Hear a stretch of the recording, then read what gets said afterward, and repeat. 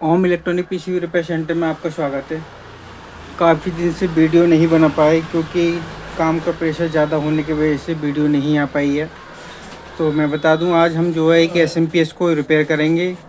तो एसएमपीएस यानी कि SM switch mode power supply जो होती है हमारी, अधिकतर AC PCB, washing machine PCB और एलईडी टीवी सभी में मतलब एसएमपीएस सब पावर सप्लाई होती है, हमारी चार्जर में भी होती है। तो किस प्रकार से रिपेयर करना है आपको, ये वीडियो देखें आप ध्यान से।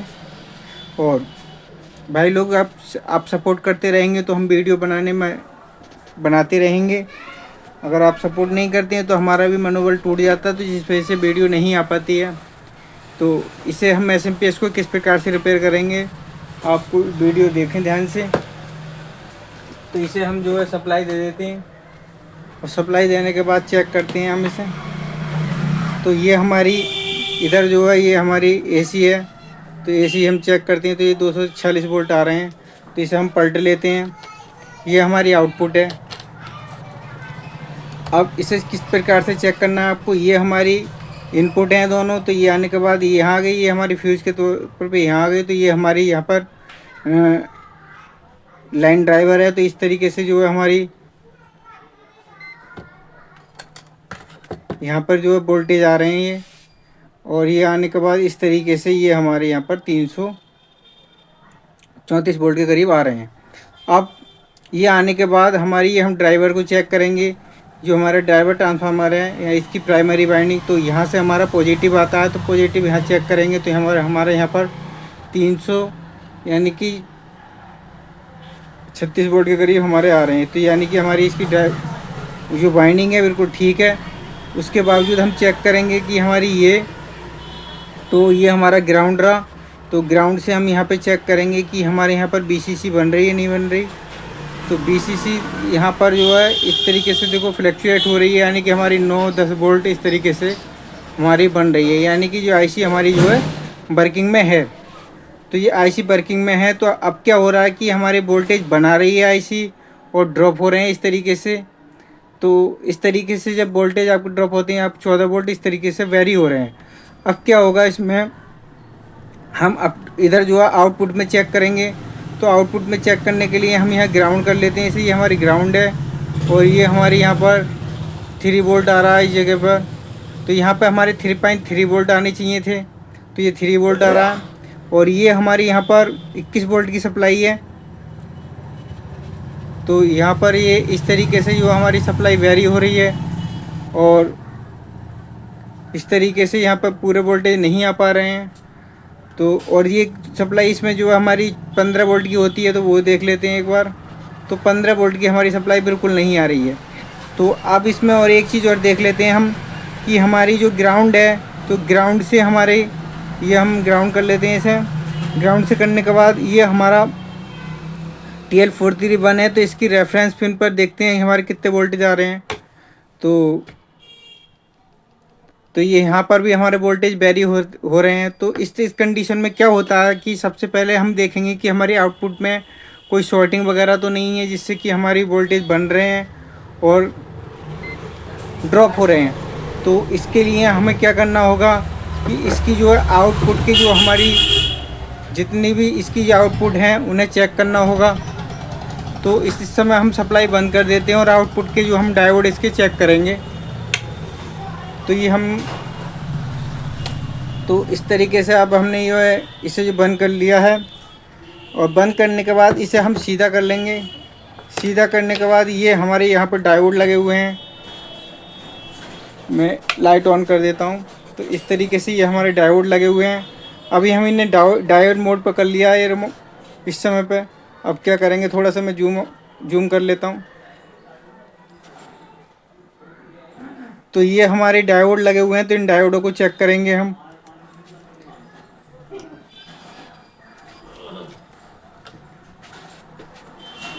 तो ये डायोड हम बिल्कुल ठीक बता रहा है।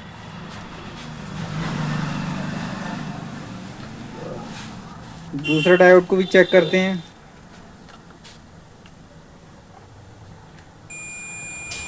तो ये डायोड हमारा देखो इस तरीके से शॉर्ट बता रहा है। दूसरी तरफ से भी चेक करेंगे। तो ये डायोड हमारा देखो शॉर्ट बता रहा है।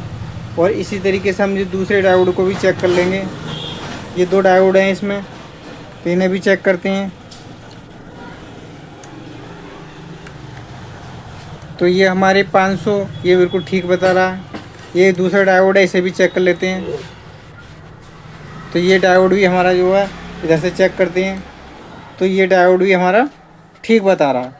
अब इसमें क्या है कि हमारा ये वाला डायोड शॉर्ट है, तो इस डायोड को हम चेंज करेंगे। और चेंज करने के बाद देखते हैं कि हमारी सप्लाई बनती है या नहीं बनती है। तो इसे हम चेक करते हैं।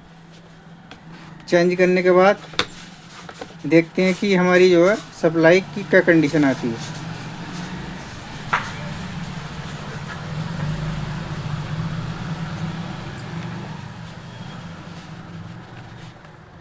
क्योंकि ये आउटपुट के जो बोल्ट है हमारे, जैसे ही हमारी ये आईसी आउट कर रही थी तो ये ड्रॉप कर रहा था, तो ड्रॉप करने की वजह से हमारी सप्लाई क्या हो रही थी, बैरी हो रही थी। तो ये डायोड जो हमारा ख़राब था, इसकी वजह से जो हमारी सप्लाई बैरी हो रही थी। बाकी उसमें बाद में चेक करेंगे कि कहाँ कहाँ आपको कितने कितने वोल्टेज चेक करने हैं।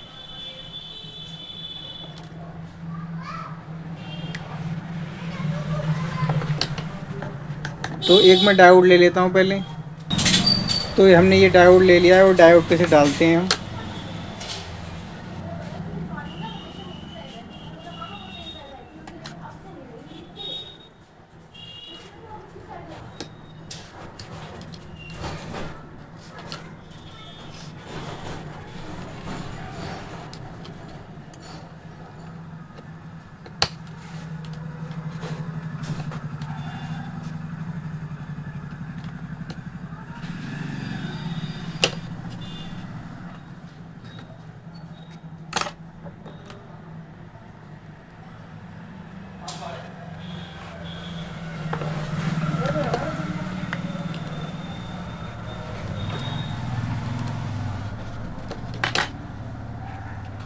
तो इस तरीके से अब हम इसे जो है पेस्ट लगा लेते हैं। पेस्ट लगाने के बाद अच्छे से इसकी हम जो है सोल्डरिंग करेंगे।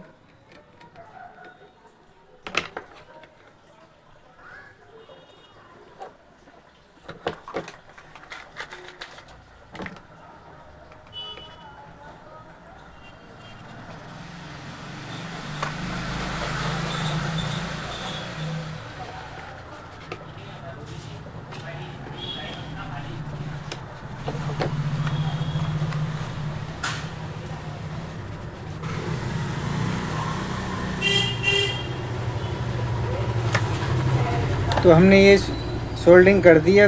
करने के बाद ये डायोड हमने निकाल दिया। और एक बार मैं और आपको चेक करके दिखा देता हूँ कि डायोड की हमारी क्या कंडीशन है इसकी।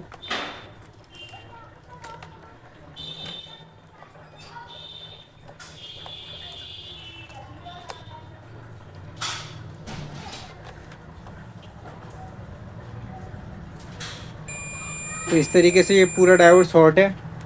अब हम क्या करेंगे कि हम इसे जो है सप्लाई देते हैं, उसके बाद चेक करते हैं कि हमारी कंडीशन क्या आती है। तो अब हमने सप्लाई दे दी है और सप्लाई देने के बाद अब चेक करते हैं कि हमारी क्या कंडीशन इसमें आती है। तो सबसे पहले हम एसी चेक करेंगे। एसी चेक करने के बाद यहाँ पे कैपेसिटर पे हम जो वोल्टेज कैपेसिटर पे वोल्टेज चेक करेंगे।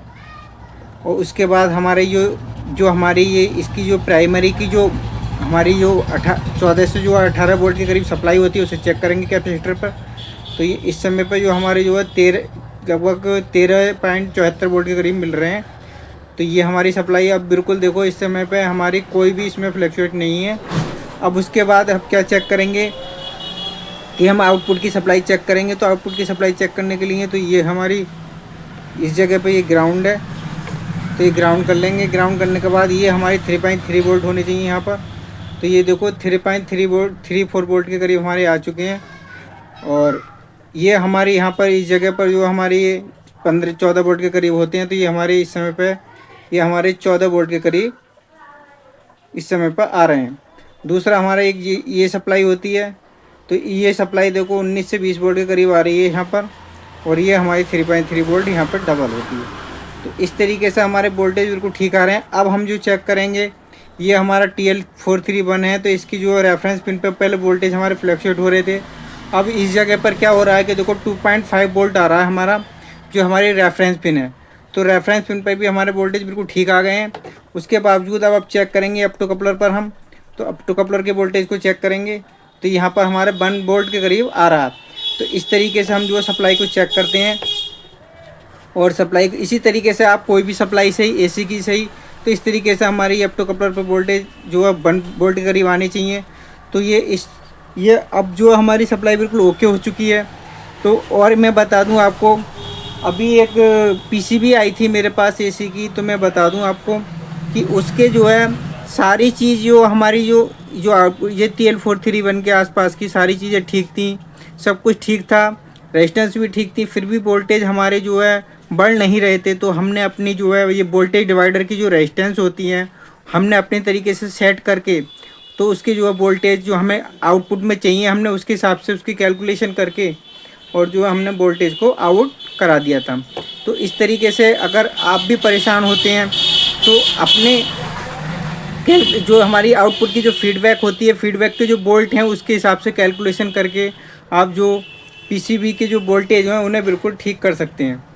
तो भाई लोगों, तो वीडियो अच्छी लगी है तो लाइक करें, कमेंट करें, सब्सक्राइब करें। जय हिंद, जय भारत।